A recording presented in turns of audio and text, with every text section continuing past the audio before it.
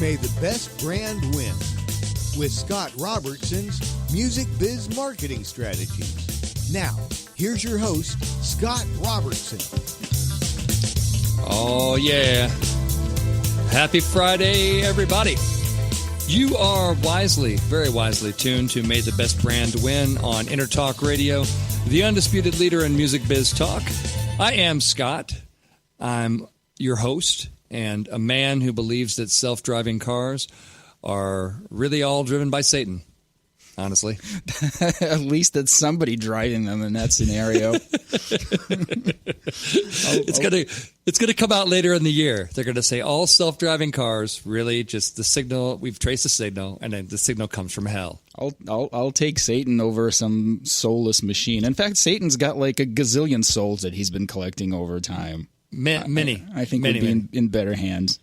That could be a whole show. We could just discuss the evil of self-driving cars. But there wouldn't be any time for marketing, and that would be unfortunate. With me on the air, as you can hear, is a man who drives himself everywhere he goes, making it all work from outside Miramar Air Force Base in San Diego. It's Paul B. How you doing, Paul? Pretty good. I'm going to get me a chauffeur here pretty soon, though. This driving yourself is for suckers. I could see it. Yeah, absolutely. I don't know. The self-driving cars, that's not even a topic of the show. I just thought that would be a fun intro. I know. Just like I give, just cold chills just thinking about it every time my computer decides to just reboot on me while I'm in the middle of doing work because it decides it's time for an update. I know. And imagine it doesn't happen at 60 miles an hour.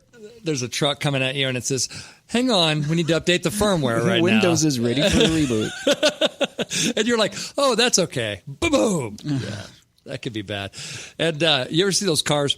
You ever see the people that like auto park their cars and they do like a parallel park action with like the auto park? I've never seen it in action, no. Just like in commercials of it and stuff, but never in real life. It's really freaky. I mean, that's a lot of trust. That's a lot of trust. And I understand they're like, oh, they've got front and rear cameras and it's got radar and it's got all these things. I'm like, yeah, but machines are fallible and, you'll still be liable. Whenever you see a car parallel parking and the driver inside looks like they're praying instead of having their hands on the wheel, that's what's going on. I get it. They've got a book that's open. They're completely uninterested in the parking experience that's going on. Well, fun. Well, if you have any questions for me out there in Entertalk Radio land, you can always catch me at scott@robertsoncom2ms.com, and I will answer anything marketing related or self-driving car related right here on this show. And you can also find my posts, my client news clips, other fun tidbits at the Robertson Com Facebook page, which I know it might surprise you, but it's at facebook.com/ wait for it, RobertsonCom, that's right. Or Twitter at, what would you guess that would be? Exactly, at Twitter, at RobertsonCom on Twitter. See, it all like flows together. It's like a marketing effort when you think of it that way. But reach out and connect with me. You'll be entertained, and hopefully I can give you some tips too. Today's episode, which is episode 35, if you're keeping score at home. 35 already. Amazing. We're going to talk about, I call it going all guerrilla. Really, I just want to talk about the idea of guerrilla marketing. And, in 1984, the groundbreaking book, Guerrilla Marketing, really changed the way that all brands looked at the rules of spreading the word, getting the word out. But, that was a long time ago, in 1984. And really, we should talk about what it means to go guerrilla in 2016 and 2017. And, of course, on this show, like we always do every week, we'll be talking about who's winning and who's losing in this lovely pre-Thanksgiving special heartwarming episode of May the Best Brand Win. And if we do our job right today, everybody's going to learn a valuable lesson. Everybody's going to grow a little bit. Just, I hope you grow, Special heartwarming episode of the show today. So let's talk about guerrilla marketing. What inspired me to talk about guerrilla marketing was Lawrence of Arabia. Specifically, I play video games because I'm a 46-year-old child, and I play a lot of video games. It's sad, but it's actually true. And I play Battlefield 1, which Battlefield, this game that just came out, and it's all about World War I. And there's a section of it that's all about Lawrence of Arabia. And you forget about Lawrence of Arabia, but Lawrence of Arabia was a fascinating figure, controversial figure in history. Played an important role in World War I. You should look that up. It's not only was it a great movie back in the day, fantastic book as well. Lawrence of Arabia was a British operative that basically worked and sort of introduced. It's one of the first times that guerrilla tactics were really sort of used and documented and sort of attributed to an individual. But what fascinated me about it was the fact that in the video game, Lawrence of Arabia goes over his entire strategy, which is basically to make the enemy weaker while you're making yourself stronger, to use their resources against them. To strike, stealthy and hard, but not necessarily march, along, a battlefield like traditional warfare. Attack at night, attack silently, attack, in unexpected ways, and always with the idea of making yourself stronger while making your opponent weaker. And really, that's the focus. If you've read the book, Guerrilla Marketing, which came out, back in the day, it's really all about that. And really, it's a strategy, it's a concept that's designed. Obviously, guerrilla. Most things in business, by the way, come from warfare. So if you ever hear me talking about warfare, and then I switch gears to business, that's pretty natural because almost everything that we have in our marketing playbook, every one of those terms, and I think I've discussed that on a previous show. Almost every one of those business strategy terms, they come from war strategy. So it's very much, and guerrilla warfare. Obviously, it was a strategy that's kind of used in warfare before it was used in marketing. But since this show isn't about warfare, as it turns out, and it's not about video games either, amazingly enough, it actually is about marketing. And guerrilla marketing is really a concept designed for businesses that promote their products and services in an unconventional way, usually with little budget to spend. It usually involves sort of an investment in high energy and imagination, grasping the attention of the public in what has been defined as a more personal and a memorable level. Now, some larger companies use unconventional advertising techniques, proclaiming to be guerrilla marketing, but those companies usually have a larger budget and the brand is already visible. So for it to really qualify as guerrilla marketing, usually there's very little budget, and usually the brand is, fighting for its position. And again, we're going to talk about kind of what it meant then and sort of what it means today, because it certainly has evolved. From the time when the term was coined, as I mentioned, in 1984, in the middle of the 80s, by a guy named J. Conrad Levinson, who wrote the book Guerrilla Marketing. Still a very good book, by the way. And certainly, if you came up on a marketing coursework in college, you have run into Mr. Levinson's work because it's required reading in a great many programs. It's important because it was so different and because it challenged the status quo of how brands were built. Obviously, we're going to talk about, again, what it means today. But I thought I would get into a couple of things first. That there's a lot of terms in the book and in the idea of guerrilla marketing in general.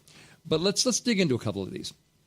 So, types of guerrilla marketing. There's something called ambient marketing, and basically that is using available physical surfaces to convey messages that elicit consumer engagement. So basically placing advertising in sort of unusual and unexpected places. Now, of course, that can change. What is novel today? I mean, if you put an ad on a toilet seat, today, well, you're not expecting the ad to be there, to be honest. But it's not completely out of left field either, because we've seen that. We've seen people do things in bathrooms. We've seen that. We've lived through it. So every time somebody does it, then it becomes a little bit less novel and those kind of things. But ambient marketing is really, really interesting. When you see just when you start to see signage and marketing symbology and that sort of thing in in places where you're not expecting it, like the hand dryers in bathrooms. Sometimes you'll see that. Sometimes you'll see. I don't know why I keep bringing up bathrooms, just because you usually don't see marketing messages in there, not professional branding marketing messages. But ambient really, again, uses the physical environment. Now, ambush marketing is really when it's when the organization basically doesn't have an official or direct connection to an event or property, yet they're sort of ambushing. And again, military term, obviously, right? What's an ambush? They're all resting. They're the enemy's having dinner down on the hillside below. Lawrence of Arabia comes riding in when they're least expecting it and slaughters them, right? Instead of like the proper way to do warfare, which is to announce your presence and here we come down, and now we're marching across the plains, and then you meet your people in a very civilized manner, and you kill each other in a very civilized manner. But again, Lawrence of Arabia was into ambushes. He would wait till they were not ready, and then he would come on riding down the hill, and that gives you a distinct advantage because, they're not ready, they're not expecting it, all these kind of things. For it to be, now, ambush marketing, you might think, oh, trade shows are great. Trade shows would be great to do ambush marketing. We don't have to pay to be at the trade show, but we can come in and we can steal the show with our large tractor trailer truck that has a big sign for Gibson on it, let's say. I don't know why I said Gibson. Oh, because I used to work at NAM. That's why, and they do that. But, basically that is also known in a trade show world as what's called outboarding.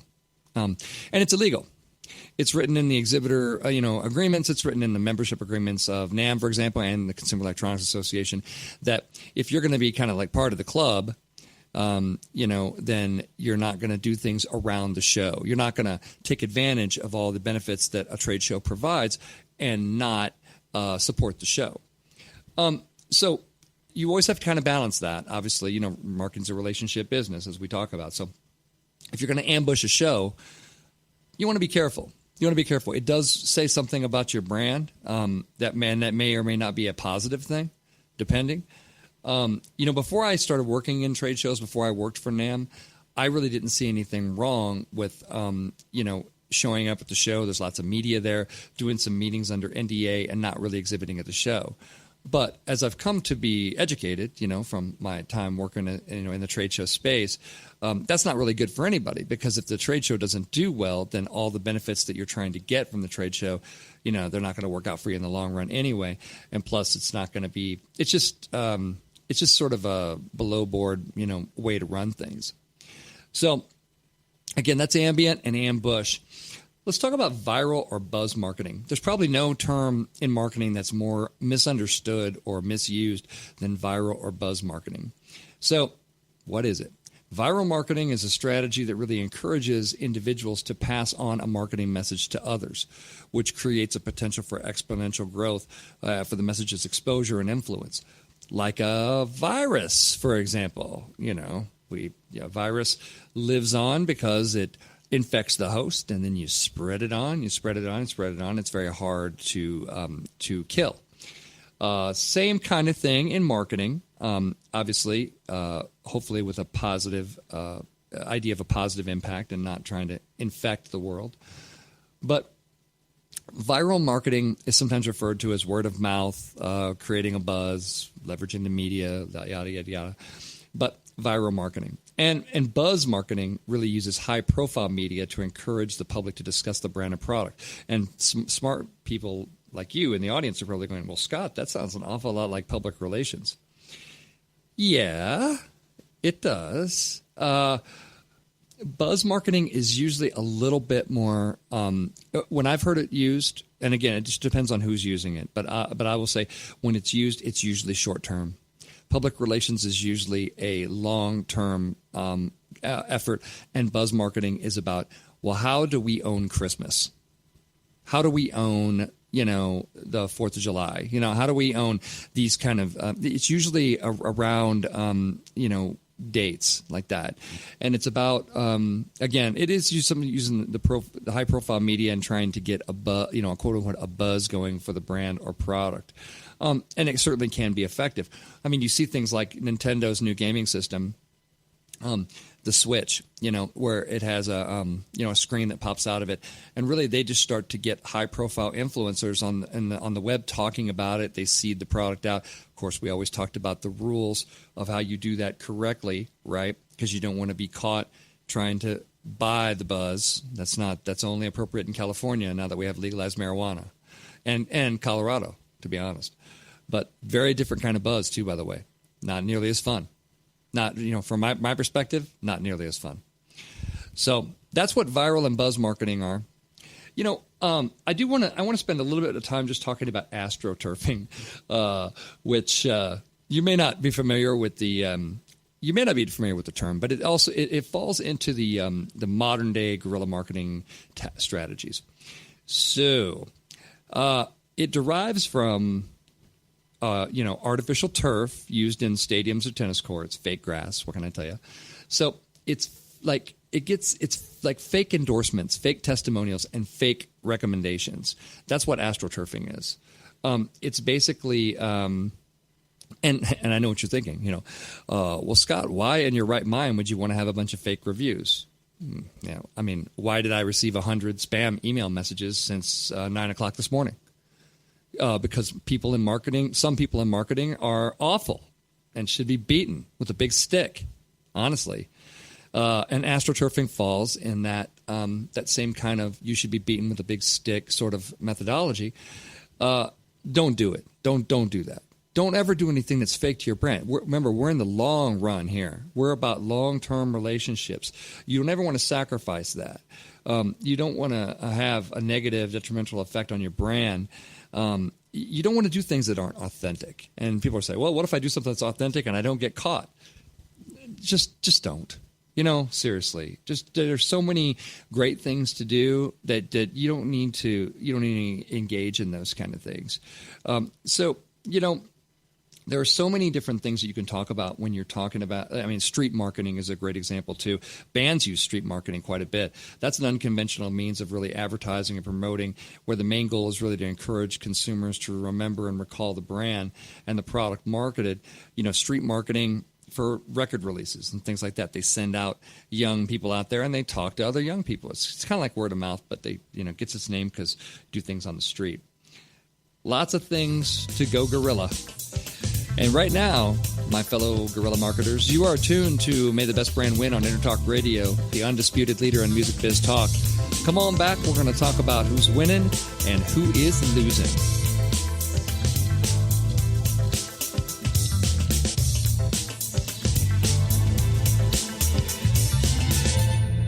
Are you serious about your music? Are you ready to run with the big dogs? The experts at Pitbull Audio have the gear to get you into the game. From leading manufacturers like Mesa Boogie, Fender, Pioneer, and American Audio. To sound your best, you need the best. Pitbull Audio can deliver in rehearsal, on stage, and into the big time.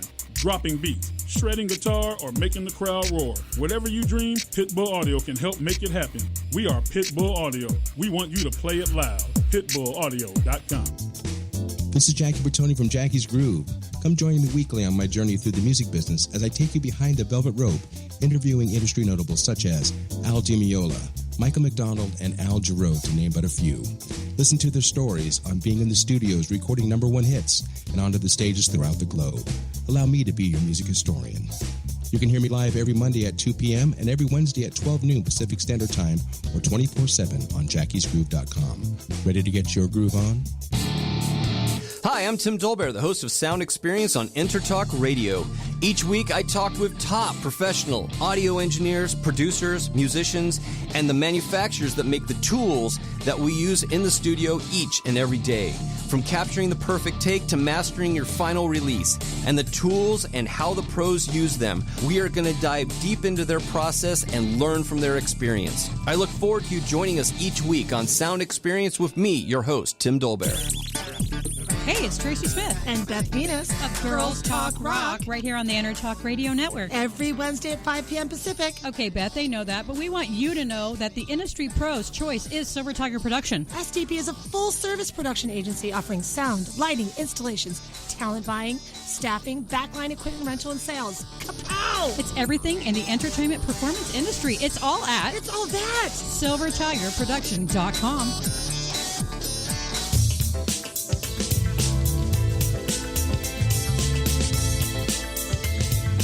May the best brand win with Scott Robertson's Music Biz Marketing Strategies. Now, here's your host, Scott Robertson. Hey, happy Friday, everybody. You are back with May the Best Brand Win on Entertalk Radio, the undisputed leader in music biz talk. I am Scott, hanging out with Paul. We're talking about guerrilla marketing. Paul, what do you like? As far as guerrilla marketing, harambe. Yes. Very nice. So, you are you a guerrilla marketer? Would you consider yourself that? I guess so, to an extent. I say all my clients are because they have no budget. Oh, ba-dum-bum. There you go. Just kidding. But yeah, it's fun, and stick around for segment 3 because we're going to give you some tips on how you can go guerrilla yourself. But let's dig right into the winning and the losing, shall we? Which is what we like to do here on segment 2, the winning and the losing. The first thing I've got in the losing category is humanity. Humankind. Renowned theoretical physicist Stephen Hawking, recently spoke at the Oxford Union earlier this week, and he says that we've only got about 1,000 years. Humanity's only got about 1,000 years left here on lovely and scenic planet Earth, and really, it's all about his desire and the need that he continues to express for us to leave this planet and colonize other worlds. Which may sound like, woo, but the fact of the matter is that Elon Musk has all kinds of plans to colonize the hell out of Mars, and he's all over that thing. I mean, there is an action plan that is incredibly and massively detailed for us to go explore and live on the red planet. I think I expressed that when he did that first press conference about Mars. It's not just like hey, I think we should go to Mars. He's like, we should go to Mars, and here are exactly the steps that we need to take to do it. And there's like a timeline. I mean, that's going to happen. I mean, that dude doesn't seem to miss many deadlines, and that looks like that is absolutely going to happen. But anyway, needs to happen because we only have about 1,000 years left. And we don't ever think about the fact that our days actually could be numbered, on this planet. But Hawking seems to think so. And he's a pretty smart guy. What is he basing that on? Do you know? Oh, let's see what he says. He says, it will be difficult enough to avoid another disaster on this planet in the next 100 years, let alone the next 1,000 or million. So basically he is saying that he doesn't have much faith in our ability not to destroy ourselves or destroy the environment to the point where we can't inhabit this planet anymore. I don't know about stuff like that. I mean, like what planet are you going to go to that's, say worst case scenario, global thermonuclear war, all stuff like that. It's still, a screwed up Earth. Like you go somewhere else. Mars doesn't even have an atmosphere, no plants, no nothing. Like you got to start from scratch. I don't see how that's better. It's certainly we're certainly at the infancy of how that stuff is going to play out. But man, Musk has got quite a lot of stuff going on for making that stuff real. It's crazy. But anyway, I'm going to put humanity in the losing column because we've only got 1,000 years left, according to Hawking. And dude's pretty smart, so probably somebody should start paying attention. Winning this week. I'm going to put Taco Bell in the winning category. And I go back and forth on Taco Bell all the time, as you know, from listening to the show. But what they've done, so they've unveiled a new logo. They've unveiled a new clothing line, which, I mean, hey, if demand's there, I'd take my money now. Yes, please take. So they've unveiled a series of a few new things they unveiled this week. A new flagship restaurant in Las Vegas, which serves alcoholic drinks. So it's like, and shareable menu items. So very different menu in this Vegas location, which I'm looking forward to checking out. I'm going to go to CES. I'm going to go check out the new Las Vegas cantina-style freaky Taco Bell. I'll see if I can post some stuff to Facebook on that thing. And it's the 4th urban-styled restaurant they've launched, but they launched a new logo. It's kind of flatter design. It has, it's a little bit simpler. If you've seen the new logo, it's definitely simpler. It has less detail, less things drawn around the edges of the bell and those kind of things. So it follows a lot of what Martin Marketing's doing with its flatter design. But the clothing line is really fascinating to me because they sell Taco Bell branded items, hats, bikinis. Yes, ladies, you too can have Taco Bell on your shirts, rings, and sweatshirts at the Las Vegas restaurant. Now I like a Taco Bell. I mean, I like Taco Bell, I got to say, but I can't imagine ever wearing it on a T-shirt or anything else. I can't imagine that being a brand that I'm like, oh yeah, you know what? I'm with Taco Bell. I wear Taco Bell on my T-shirt every time I eat one. It just always ends up on my shirt. Yeah, this is intentionally though. This is intentional branding. But I'm going to put Taco Bell in the winning category because, man, talk about shaking it up. Doing some really wild stuff that is way outside their comfort zone, and it may pay off for them. And like I said, I'm anxious. I mean, when I read the story about the new Las Vegas restaurant, I was like, hey, a Taco Bell that sells alcohol and different menu items? Why not?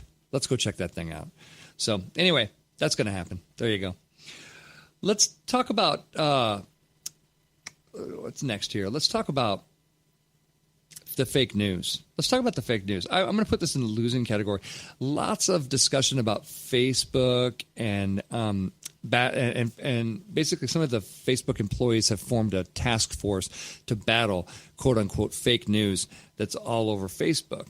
And no surprise here that a lot of it was politically driven in recent months. So the idea that fake news the idea has been suggested that fake news on Facebook actually turned people's perceptions towards Donald Trump, and Zuckerberg called that a pretty crazy idea. But what a lot of people have said, including just today, here Friday, President Obama came out and basically said that a lot of the fake news on Facebook was, to blame for Hillary losing, Trump winning, that sort of thing. You always have kind of a buyer beware type of thing. First of all, Facebook was not designed to be a news source. It really wasn't. It was designed to be a social network, and then news sources live other places. So it is kind of interesting to see the blurring of lines, and how some people think it's the paper. It reminds me of the scene like in the Mike Myers movie, So I Married an Axe Murderer, where his mom always consults the paper, but the paper for her was the tabloid like the National Enquirer. She's like, oh, I didn't read it in the paper. And they're like, Ed, you're just laughing through the whole movie going, that's the paper. But the same thing's happening with Facebook where people are looking at that going, oh, well, that's the paper. It's printed in the Facebook. It couldn't be, and it's like, yeah, it could be. It could be totally fake. It could be totally fake and on purpose. So I'm going to put Facebook in the losing category because they've got a lot of fake news to battle, and because they've got this whole issue now of sort of being called into question of being responsible for political outcomes, which to me no more so than no more so than anybody else, the rest of the media who just behaved horribly in this last presidential election. And believe me, as a public relations person, like I said, our profession has a vested interest in people trusting the media. Our entire profession is based on the premise that people trust the media. If the media starts screwing up and start getting bought and start doing all kinds of things, it destroys the public relations profession in a way that nothing else could. I mean, if all of a sudden the media didn't work, then we'd have to go, we have to go back to the well, and find something that did work. So, anyway, but I digress. deep cleansing breath, and we're on to who else is losing, and that would be Coca-Cola. Yes, your friends at Coca-Cola has introduced what they call the selfie bottle. Yes, this is exactly as horrible as you think it is. Basically, it is a selfie Coke, which comes with a camera that's fitted to the bottom of the bottle, and a sensor detects when there's a 70-degree drinking tilt, and the camera snaps a photo, because, what you need is a photo of yourself drinking Coke. It's currently only available in Israel, which, I don't know why that would be, by the way. But the agency that designed it with Coke is certain that it's a game changer that will enhance party experiences like nothing before. I'm not sure what parties they've been to, but very few of them with adults involve drinking Coke, unless it is a blank and Coke, right? So what makes partygoers more present and active than during the event than knowing they can share special moments just by drinking? You can share special moments of you drinking, because there's nothing more interesting in the world than you freaking drinking a Coke. And ladies and gentlemen, that's real. That's happening. That's a thing. Pretty soon you're going to see the damn selfie bottle here in the United States, and I weep for everyone involved with the whole project. Sounds like something to do while you're riding in your driverless car. Exactly. That little selfie of yourself. Hey, now if it comes in Diet Coke, well, now I'm in. Now I'm in. How cheap are cameras now that you could just throw disposable ones onto a Coke can? A bottle. Yeah, bottle. Yeah, absolutely. No kidding, right? I think that's pretty wild. It's wild. What can you say? Well, let's move on, shall we? You should look up the selfie bottle at your leisure. You guys will enjoy, seeing the story for yourself. I think I posted it to my Facebook page too. If you are too lazy for that whole thing, TV is losing. This is fascinating to me. A study that came out in eMarketer shows that more people are multitasking while watching TV. And we've all kind of seen this in our own lives, right? Mobile devices are really our companions to many people when you watch TV, whether you're browsing related content or you're discussing something socially. And more TV and video viewers are really participating in second screen activities currently than did so 2 years ago. So some research from Ericsson, which came out in eMarketer this week, and they surveyed people about this. And basically they found out that more respondents are conducting digital activities via smartphone or tablet while at the very same time watching TV than they did in 2014. So less than a quarter of TV and video viewers said they browsed the internet 2 years ago. And basically here in 2016, nearly a third of respondents are doing so. And I see this in my own household all the time. And certainly when I'm watching football, I'm almost always checking my fantasy scores, at the exact same time. And I'm almost always looking up other players that I could possibly put into the waiver system for the next week and that sort of thing. So I definitely, am starting to see that.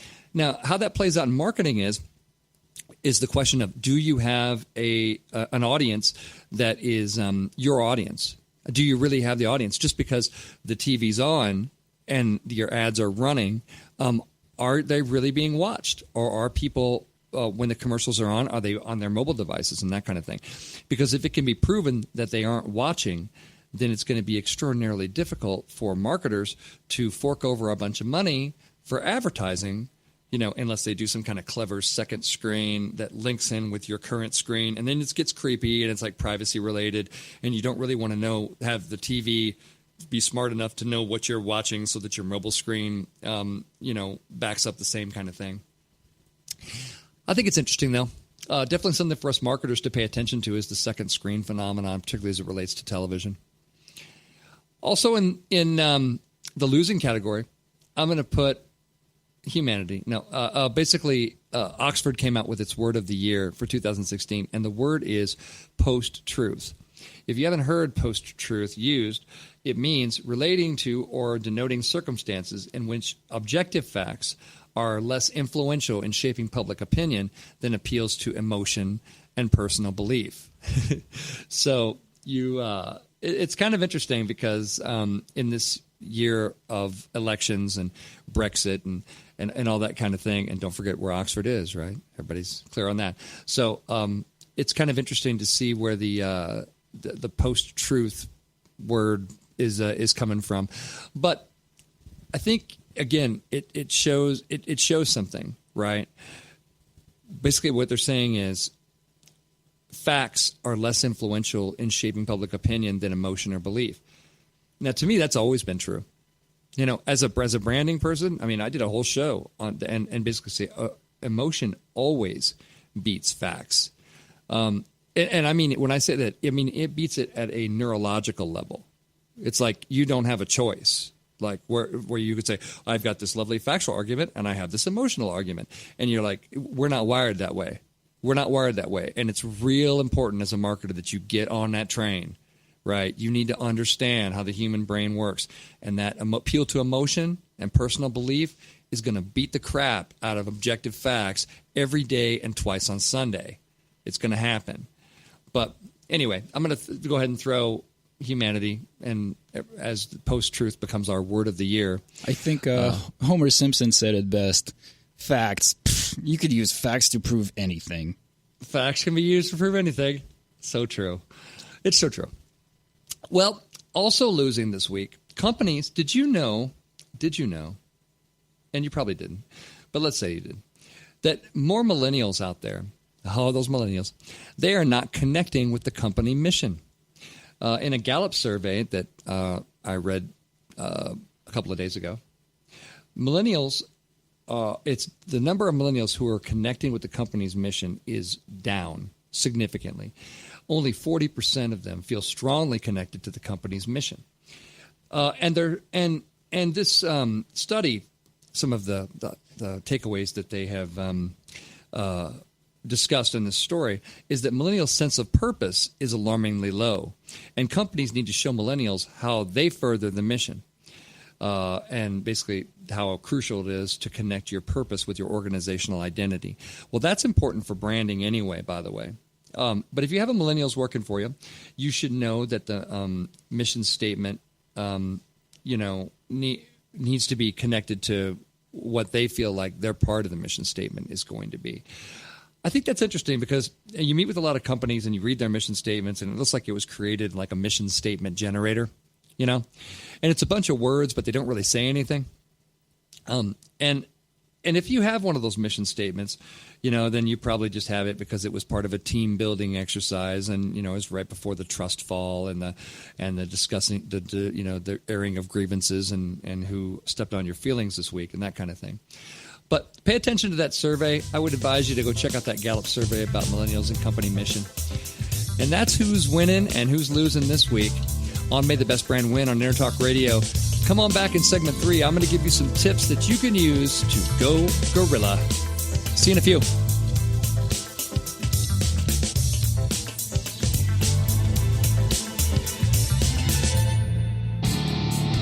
Hi, I'm Tim Dolbear, the host of Sound Experience on Entertalk Radio. Each week, I talk with top professional audio engineers, producers, musicians, and the manufacturers that make the tools that we use in the studio each and every day. From capturing the perfect take to mastering your final release, and the tools and how the pros use them, we are going to dive deep into their process and learn from their experience. I look forward to you joining us each week on Sound Experience with me, your host, Tim Dolbear. Are you serious about your music? Are you ready to run with the big dogs? The experts at Pitbull Audio have the gear to get you into the game. From leading manufacturers like Mesa Boogie, Fender, Pioneer, and American Audio. To sound your best, you need the best. Pitbull Audio can deliver in rehearsal, on stage, and into the big time. Dropping beats, shredding guitar, or making the crowd roar. Whatever you dream, Pitbull Audio can help make it happen. We are Pitbull Audio. We want you to play it loud. PitbullAudio.com. Girls are talking rock again. And people are listening. Today we're talking bands. Let's talk promotion. Red Giant Promo, graphics, EPKs, video, photos, social media, and brand building using content marketing. But let's talk studio at CCMA, which is events, rehearsal, tour prep, piano, guitar, voice, rock band, lessons, workshops, and clinics. Yeah! Both proud sponsors of Girls Talk Rock. Well, get the lowdown on these services and contact me, Tracy, at girlstalkrock.com.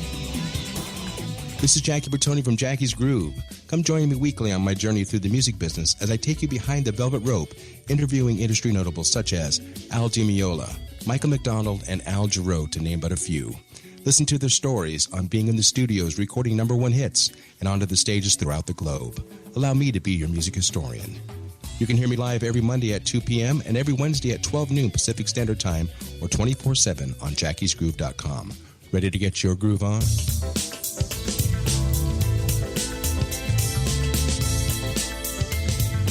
May the best brand win with Scott Robertson's Music Biz Marketing Strategies. Now, here's your host, Scott Robertson. Yeah. Happy Friday, everybody. You are still tuned to May the Best Brand Win on Entertalk Radio, the undisputed leader in music biz talk.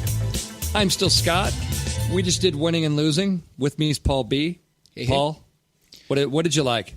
Oh, in Facebook's defense with all the fake news, real news is hard to distinguish from fake news at this point. Things are getting pretty surreal out there. No kidding, especially CNN. By the way, I want to call your attention to, I didn't get a chance to mention this in Winning and Losing, but Adam Sandler does a new song that you're going to want to check out. I posted it to my Facebook page, but it was on Conan last night or the night before, and it's a song about his old chair, and it is absolutely it's pure Adam Sandler gold, man. It is. You definitely have to check it out.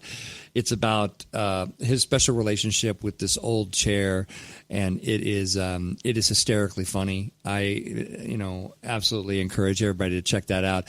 You can just go up to Conan O'Brien's website, Conan.com, I believe it is, and you can check it out there, or you can find it on the Robertson.com Facebook page. But check that out. You will enjoy that. I didn't get a chance to mention that, but that's definitely winning. There's no way your day is not winning after watching that awesome song from Sandler. Well, good. So we are here in segment 3, and we are talking about going guerrilla. And, I have some tips for you. But the first thing I wanted to bring up before I hit the tips is the fact that, big companies still do things that they try to put in the area of guerrilla. For example, this week, Ford unveiled its new subcompact SUV, the EcoSport, not on TV, not on Facebook, not on anything else, but on Snapchat. Believe it or not, they used a Snapchat. And I told you, Snapchat's going public, right? Huge billion-dollar valuation for this company on Wall Street. Really interesting to see how a marketer is using this. They used Snapchat sensation DJ Khaled, and he unveiled the thing for them. Obviously, they paid him. He's a DJ and a rap music performer, but he's best known for his appearances on Snapchat. And Snapchat is a social media platform that's, got a lot of photos and a lot of video. Because, why read words when you can just look at pictures? It's like the WALL-E version of, communications coming at you. So I thought it was interesting. You've got a big company like Ford. They made the decision to unveil the thing, to unveil the new car. Also not at an auto show, not at anywhere else, and all those conventional tactics that they have at their disposal. And Ford has a huge budget, so you can't really ever call Ford, too guerrilla, because big massive company, big budget, that kind of thing. They're not exactly Lawrence of Arabia and his and his band of fighters, but it is interesting that they unveiled it on Snapchat, I thought. And it's the first car, what did they say? They said it was the first car ever to be unveiled using the platform. Although Ford has used social media platforms here and there to unveil new vehicles since, I guess, 2010 was the last time that they did that. But I think that's interesting lead into what we're talking about here when we start to talk about, we're talking about guerrilla marketing, doing things different in sort of unconventional ways. So I'm going to give you a few tips, as I like to do in segment 3 when we start talking about takeaway value for you the listener at home. And here's my first tip. Don't get super hung up on budget or money. A lot of times the budget or money conversation, comes out first. And people sort of make the decision that they don't have a lot of budget or money for this product. And so they start to kind of limit their expectations about what they can do. I think a much better way to focus, sort of using our Lawrence of Arabia guerrilla marketing thing, is you want to flip that around. Budget or money is a traditional way that you would look at how to roll something out. But what if you started to focus on, what is our value? What is our place in the world? What need are we meeting for people? What problem are we solving? Why is the world going to be a better place, for blank audience because of this? If you start with sort of open-ended, conversations like that, the money question, will come. Are you going to be able to advertise in the Super Bowl? No, you're not. But what if you have something that, could attract an audience that's as large as the Super Bowl viewing audience somewhere else? What if you, could do something on Snapchat? What if you could do something that's very big, in a very kind of viral and guerrilla way? But I think our first step, if we're going to become guerrilla marketers, is we got to acknowledge the fact that, we're not going to win the battle based on lining up toe to toe with the enemy and having a polite war on the, where they march at you and you march at them. And we're not going to have a nice polite war, because if we do that, we're going to get slaughtered. So we're going to do what Lawrence of Arabia would do, which is no rules. No rules. We're not going to play by any of those rules. We're going to focus on we're going to find out where our value is, where our place in the world is, and then we're going to allow our brains to just go, well, if our objective was to take over this market share, what are all the ways that we could do it? Not just the ways that we could buy our way in. By the way, I've launched a lot of things with public relations with very little money, comparatively speaking, and they've had way more power and way more influence than anything that you could buy. Because, and I would just let you in on a little secret, we've all grown up with advertising. It does not work very well with us. It just doesn't. It doesn't convince us. It doesn't have that role anymore. It can have a good supporting role. It can have a good, informative, supporting, entertaining role. It can always have that kind of role. I think, as we discussed in a previous conversation, we talked about paid media. But a previous show, we talked about paid media. But again, let's focus on value. Let's focus on our place in the world. Tip number 2, have a plan. Lawrence of Arabia had a plan. It may seem like he was, going by the seat of his pants all the time. And he did improvise quite a lot, in his battles, because he had to, but he had a plan. And his plan was just radically different. He just said, we're not going to engage the enemy in the way that they are expecting. We're going to engage them in a way that they are not expecting. And we're going to win because of our ability, because of the strengths that we have. The fact that we don't have a large group of soldiers, so we can be mobile. We don't have a huge chain of command, so we can move quickly. We can move with stealth. We can move and we can strike. Same kind of thing. If you only have 3 people in your company and you're like, oh man, I only have 3 people in my company, and the competitor, has 500. Well, what do you have that they don't? I will tell you, the first thing that you have that they don't is that you can move quickly and with no politics. And in their 1,000-person organization, they got to have memos. They got to have meetings. They got to have team building exercises. They got to have trust falls. They got to have performance reviews. They got to have all these kind of things. You're unencumbered from any of that corporate BS, and you can move with stealth, and you can strike like they cannot. And it's important. Believe me, I love startup companies for just that reason. As you might imagine from listening to the show, I'm not a big fan of getting weighed down in a lot of people's processes that don't lead anywhere, close to a positive result. I like to work with companies where we can make moves, where we can do things that are unconventional, where we can, we can actually kind of play out a real strategy. But again, as tip 2 advises us here, we want to make sure we have a plan. Always have a plan. It's very important to have it.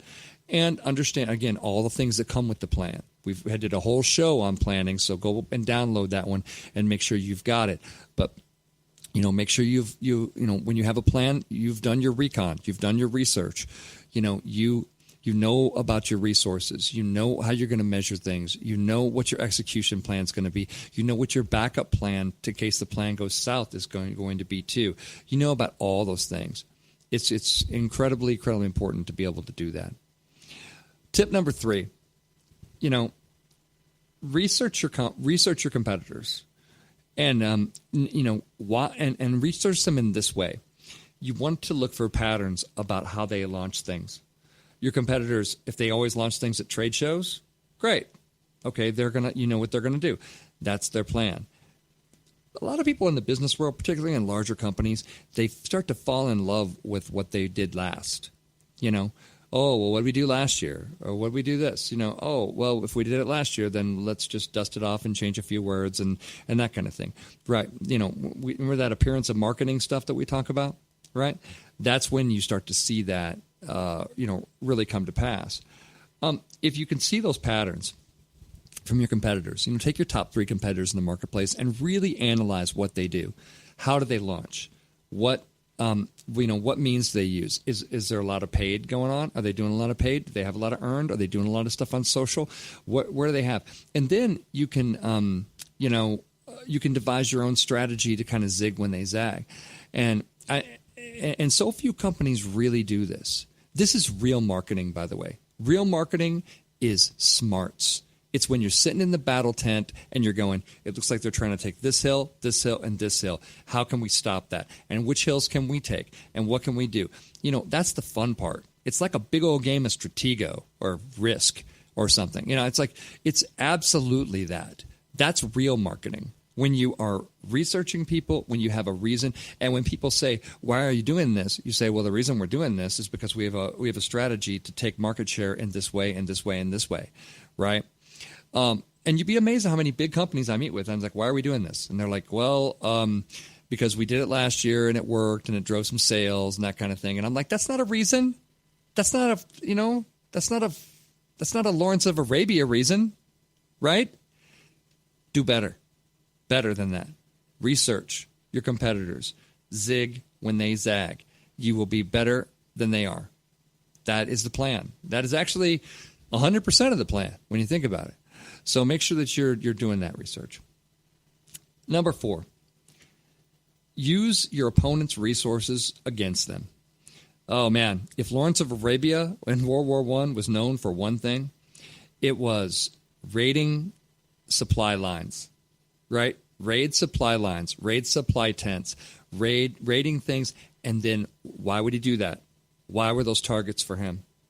Because then he wouldn't have to spend money buying additional ammunition for his troops. He would just take the enemy's, ammunition and shoot it back at them, right?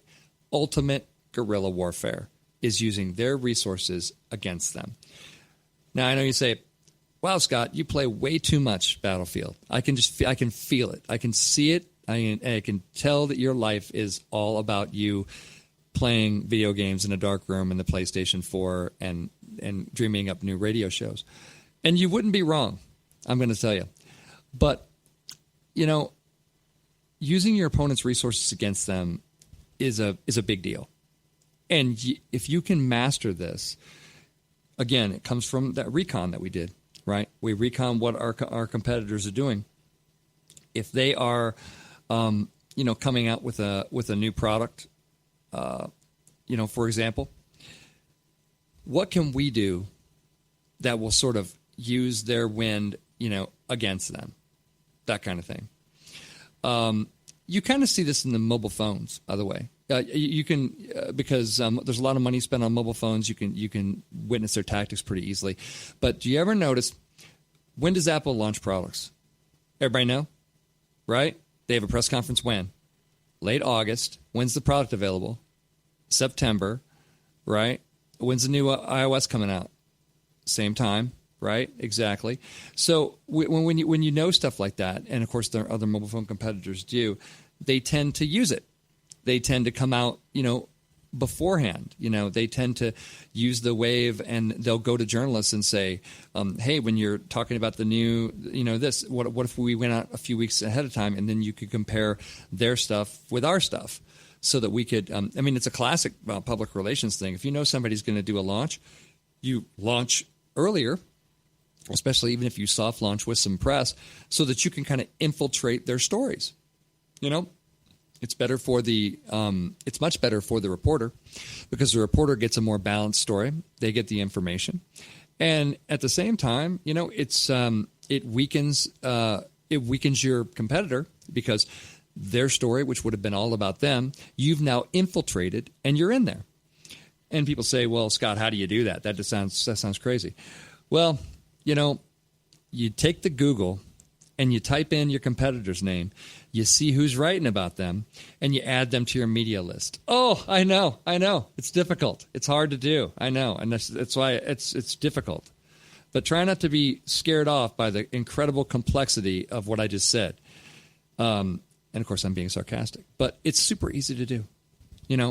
All you do is monitor your competitors. On all of my clients, I always monitor their competitors, and I am ridiculously opportunistic when it comes to looking for ways that I can get my clients into stories that they're going to write about their competitors. It's a double whammy. Why not? You should do it. You should absolutely do it. My last tip about going guerrilla is remember that it's all about experimentation. Going guerrilla, the definition is unconventional warfare, right? So for something to be unconventional, that's a shifting definition. That's a definition that's going to change and shift over time. So today's crazy unconventional warfare tactic might be tomorrow's mainstream warfare tactic, right? So that's why you got to try new stuff. You got to try new stuff and measure it. Is influencer marketing for you? Maybe. Again, do it the right way. Don't pay for stuff, that you don't have to, and pay attention to stuff like that. But do try new stuff. Try, new shows, smaller shows. How can we get word of mouth going? Should we have a spokesperson? All those kind of things. Anyway, those are my tips. Marketing is always an investment. In the case of guerrilla marketing, we're investing energy instead of money, but the investment is really there. Marketers, we're quirky, we're different, we see things differently. We have wild ideas to capture the attention and imagination of our audiences, and we have a vast arsenal of weapons to use. So use them. Get out there and do something that no one's ever seen before. Always strive to make your marketing the very best stuff in this battle. That's it for me, kids. I'll be off next week, and I want to wish everybody a safe and happy Thanksgiving holiday. For now, this is Scott Robertson signing off from May the Best Brand Win on Entertalk Radio, the undisputed leader on Music Biz Talk. You know what's all around you every waking moment of your life? Marketing. You're choking on it. I'm Scott Robertson, and when it comes to strategic PR, branding, and marketing, I've seen it all. And actually, I'm still seeing it because bad marketing never sleeps. Join me each week on May the Best Brand Win, right here on Entertalk Radio, and learn how to make the marketing for your brand unforgettable. Hi, this is Tim Dolbear from Eclectica Studios. I'm a full-time mixing and recording engineer. I work with Grammy winners, labels, and indie artists, using state-of-the-art digital mixing and restoration tools and the very best in analog gear. Really, though, it's my ability to bring tracks to life and fulfill your vision for your music. This has made me sought after by producers and artists worldwide. So spend your time working on music and not chasing a mix down a rabbit hole. Go to timdolbear.com and check out our free one-song mix offer. Are you serious about your music? Are you ready to run with the big dogs? The experts at Pitbull Audio have the gear to get you into the game. From leading manufacturers like Mesa Boogie, Fender, Pioneer, and American Audio. To sound your best, you need the best. Pitbull Audio can deliver in rehearsal, on stage, and into the big time. Dropping beats, shredding guitar, or making the crowd roar. Whatever you dream, Pitbull Audio can help make it happen. We are Pitbull Audio. We want you to play it loud. PitbullAudio.com. This is Jackie Bertoni from Jackie's Groove. Come join me weekly on my journey through the music business as I take you behind the velvet rope, interviewing industry notables such as Al Di Meola, Michael McDonald, and Al Jarreau, to name but a few. Listen to their stories on being in the studios recording #1 hits and onto the stages throughout the globe. Allow me to be your music historian.